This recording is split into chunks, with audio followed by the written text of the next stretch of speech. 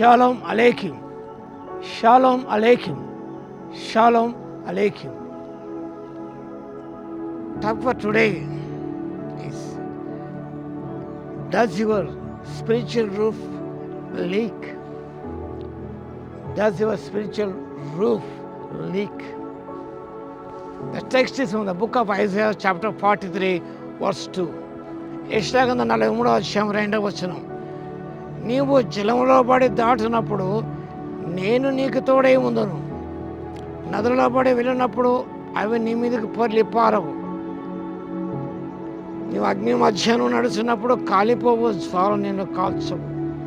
నువ్వు జలంలో పడి దాడుతున్నప్పుడు నేను నీకు తోడై ఉందును. When you pass through the waters, I'll be with you. They shall not overflow you. Sharp difficulties are to the soul as a soaking rain to the house. మన జీవితం ఏర్పడే కష్టములు కానివ్వండి, ఈత బాధలే కానివ్వండి, the heart to the soul as a soaking rain to the house. ఒక గృహానికి పడుతున్న వర్షం లాంటివి అవి. ఆ సందర్భంలో ఆ రూఫ్ అనేది సరిగా లేనప్పుడు, లీకేజ్ అయినప్పుడు వాటర్ కిందకి వస్తుంది. మేము ప్యాసెంజర్ అంతకుముందు ఎమ్మిదాన పాస్టర్ గారు దైవజనుడు వాళ్ళ గృహంలో చాలా కాలం ఉన్నాం. చాలా పాతది అది. వర్షం అన్నప్పుడు అంతా లీక్ అయ్యేది, అక్కడక్కడ కురిసేది. ఇప్పుడు పాస్టర్ గారు అన్ని చోట అక్కడ ఒకటి వేసి అక్కడ గిన్నెలు పెట్టి ఆరతికి ఉండేది. ఎన్నిసార్లు చేయించినా అది లీక్ అయ్యేది ఉండేది. ఇంకా లాభాన్ని పాస్టర్ కూర కొట్టాలి, కొత్తది కట్టాలని చెప్పేసి కొత్త పాస్టర్ కట్టగలిగారు. అంతకుముందు అదంతా కూడా లీకేజ్ ఉండేవి. ఆత్మీయ జీవితానికి, ఆత్మీయ గృహానికి కూడా కొన్ని లీకేజెస్ ఉన్నప్పుడు, వర్షం కురిసినప్పుడు, అంటే కష్టములు బాధలు వర్షాలు కురిసినప్పుడు లీక్ అవుతుంది. మేబీ అన్బిలీఫ్ అని లీకేజ్ ఉండవచ్చు. Impatience, fear, dropping down in many places. ఇలాంటి అవిశ్వాసమే కావచ్చు, అసహనమే కావచ్చు, భయమే కావచ్చు. ఇవన్నీ కూడా గమనించినప్పుడు వీళ్ళకి లీకేజ్ లాంటివి. affliction tests us and prove that what sort of Christian you are. ఇవన్నీ కూడా సంభవిస్తున్నప్పుడు, లీకేజ్ సంభవిస్తున్నప్పుడు ఎలాంటి క్రైస్తవుడవో నీవు అనే విషయాన్ని మనం తెలుసుకోగలుగుతాం. అప్పుడు విషయం బయటపడుతుంది. If there are defects in the spiritual roof, they will show up under the strain and pressure of trouble. కష్టాలు ఉన్నప్పుడు ఆ లీకేజ్ బయట, వర్షాలు పడినప్పుడే ఆ లీకేజ్ అనేవి బయటపడతాయి. ఆ సందర్భంలో మనం గమనించుకోవాలి.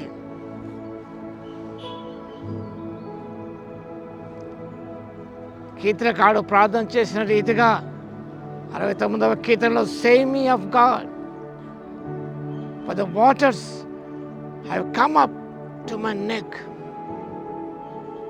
అలాంటివి సంభవించినప్పుడు కీర్తనకారుడు ప్రార్థించినాడు. We need not fear, for the loving God who allows the waters to come, not to drown us, but to cleanse us. ఇవన్నీ సంబంధించినగా మనల్ని ముంచేయడం కాదు, కానీ మనం పవిత్రపరచడానికి, పరిశుద్ధపరచడానికి ఇవన్నీ కూడా మన జీవితాల్లో సంభవిస్తూ ఉంటాయి.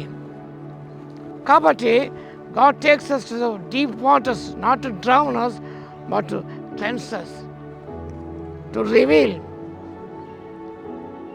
our spiritual need. ఇవన్నీ కూడా నీ ఆత్మీయ అవసరత ఏంటో అవి తీర్చగలుగుతున్నాయి.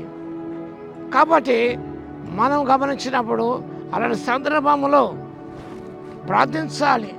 Yielding to the Holy Spirit, repair the leakage proof.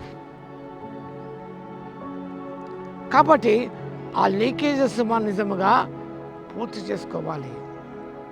మన జీవితంలో నిజముగా గమనించినప్పుడు ఇవన్నీ కూడా మన జీవితం ప్రక్షాళన చేయటకే ఇవన్నీ వస్తాయి కాబట్టి జ్ఞాపకం చేసుకొని మన జీవితాల్లో మనం ధైర్యంతో ముందుకు సాగాలి, ధైర్యంతో ముందుకు వెళ్ళాలి.